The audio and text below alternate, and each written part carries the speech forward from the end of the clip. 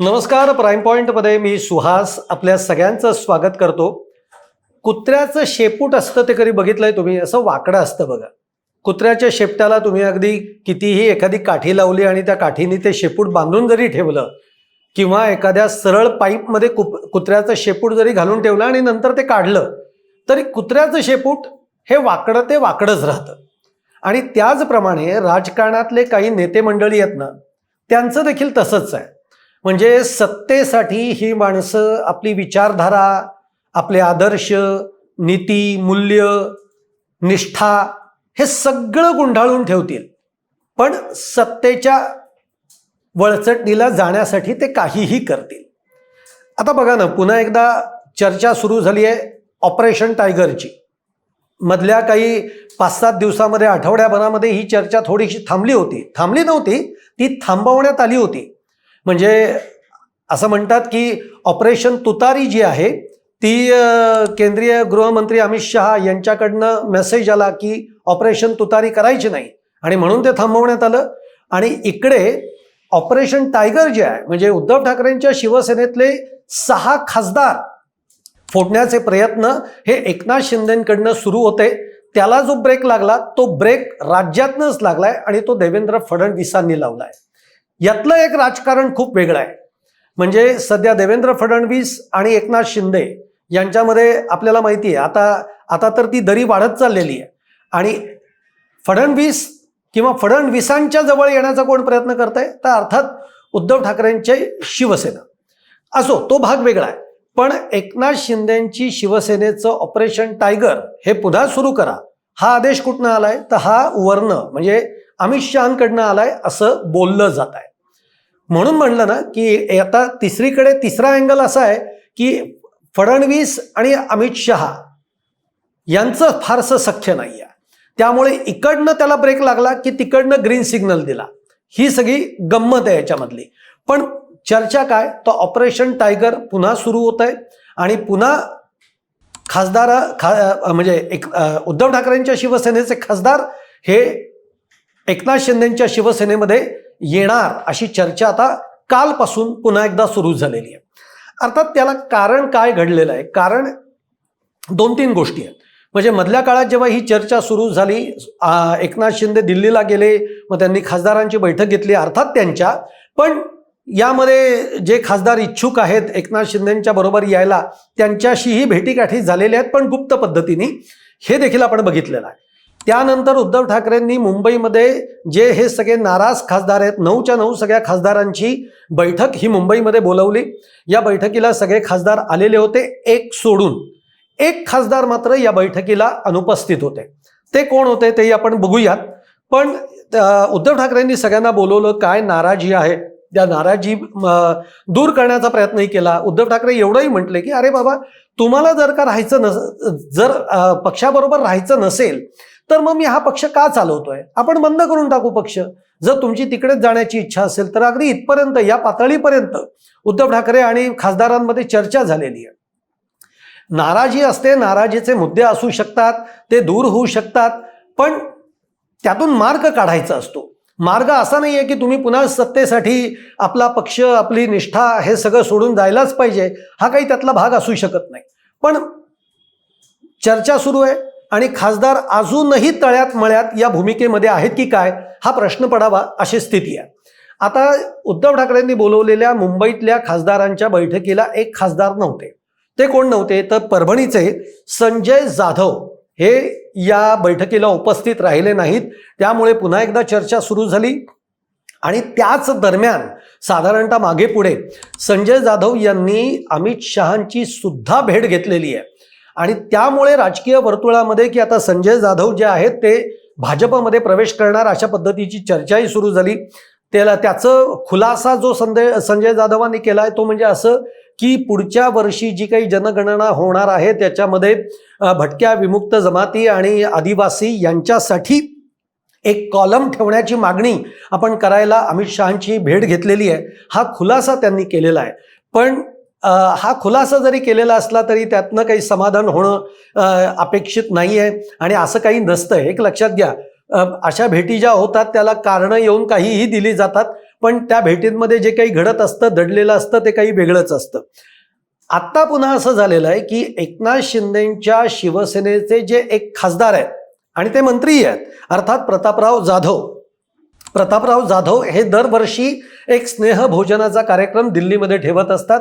यावेळेला अनेक मंत्री, खासदार, वेगवेगळ्या पक्षातले त्यांचे जे काही जवळचे स्नेही आहेत, मित्र आहेत, खासदार, मंत्री असे सगळेजण या स्नेहभोजनाला येत असतात.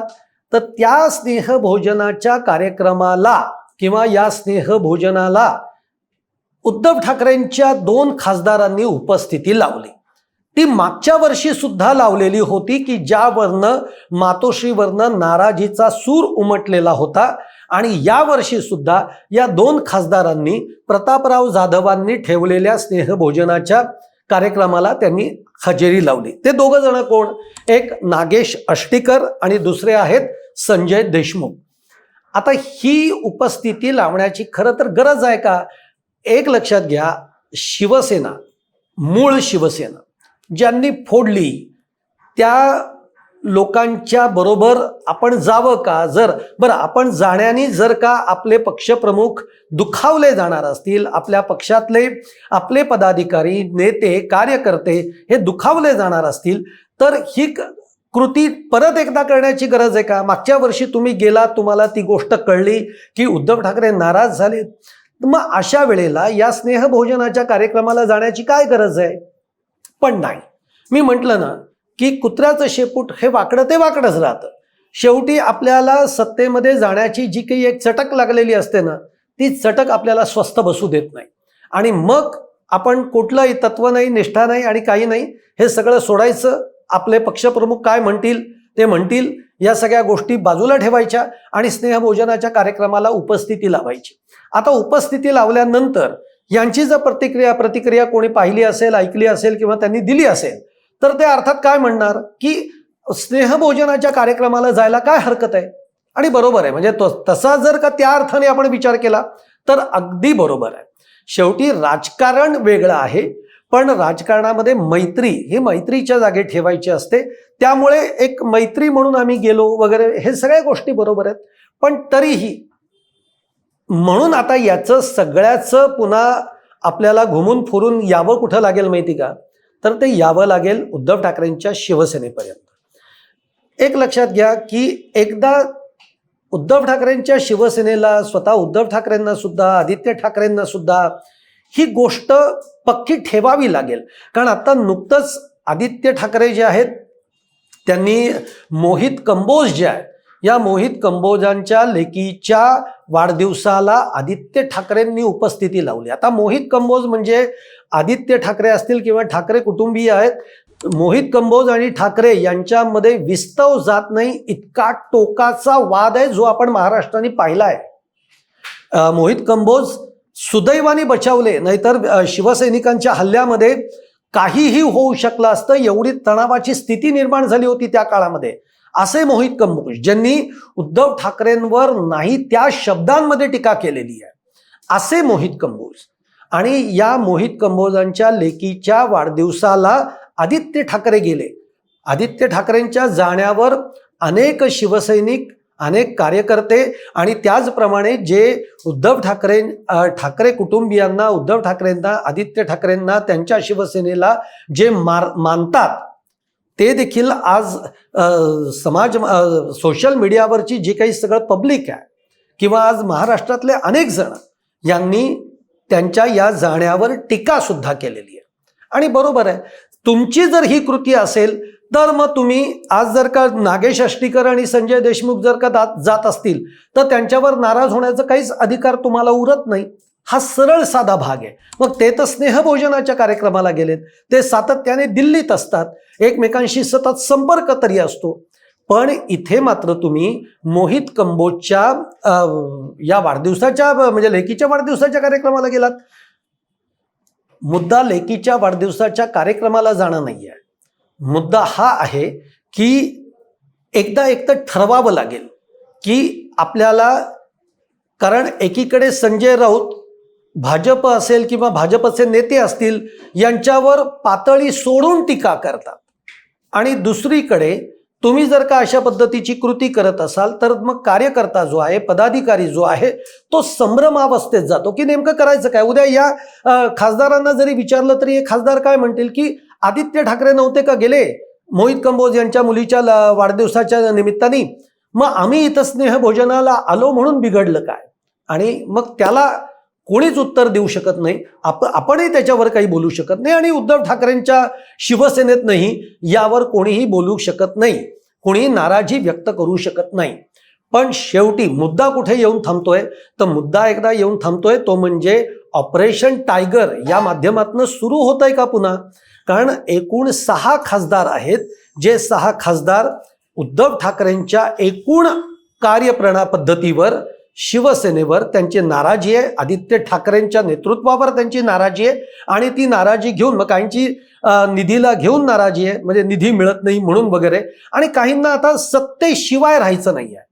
कारण आम्ही राहिलो आतापर्यंत 5-7 वर्ष आम्ही सत्तेशिवाय राहिलेलो, आता आम्हाला सत्तेबरोबर जायचं आहे. कारण सत्तेबरोबर नाही गेलो तर मग आमच्या मतदारसंघामध्ये आम्हाला विकास कामं करता येत नाहीत, आम्हाला निधी येत नाही म्हणावा तसा, त्यामुळे सत्तेबरोबर जाणं हेच गरजेचं आहे असं म्हणत आज उद्धव ठाकरेंच्या शिवसेनेतले 6 खासदार हे अक्षरशः उंबरठ्यावर उभे आहेत. ते कधीही उडी मारू शकतायत एकनाथ शिंदेच्या शिवसेनेकडे. आणि त्यामुळे पुन्हा ही चर्चा रंगलेली आहे की ऑपरेशन टायगर सुरू झालंय. या ऑपरेशन टायगरला अमित शहांकडनं ग्रीन सिग्नल आहे. एकीकडे देवेंद्र फडणवीस हे ऑपरेशन टायगर होऊ नये यासाठी प्रयत्न करतायत. मी पहिल्यांदाच सांगितलं हा वाद वेगळा आहे, हा अमित शहा आणि फडणवीस यांच्यातला एक वेगळा वाद आहे.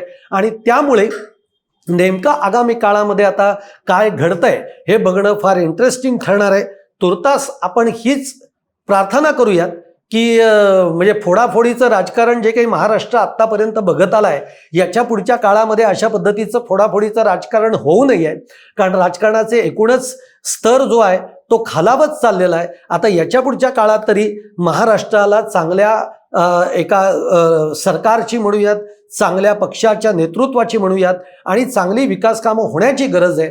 या पद्धतीने कोण कुठे चाललाय, या पक्षातनं त्या पक्षात चाललाय, याच्यावरून जनतेचा विश्वास जो आहे हा जनतेचा विश्वास या राजकारण्यांवरचा उडायला लागेल. एकूणच आम्ही तुम्हाला का मतदान करायचं असे प्रश्न सुद्धा आगामी काळामध्ये लोक विचारू लागतील. त्यामुळे ऑपरेशन टायगर पुढच्या काळात काय होतंय हे बघणं फार इंटरेस्टिंग ठरेल. तुम्हाला माझा व्हिडिओ आवडला असेल तर लाईक करा, शेअर करा आणि चॅनल सबस्क्राईब करायला विसरू नका. तुमच्या कमेंट देखील तुम्ही कमेंट बॉक्समध्ये जरूर टाका. धन्यवाद.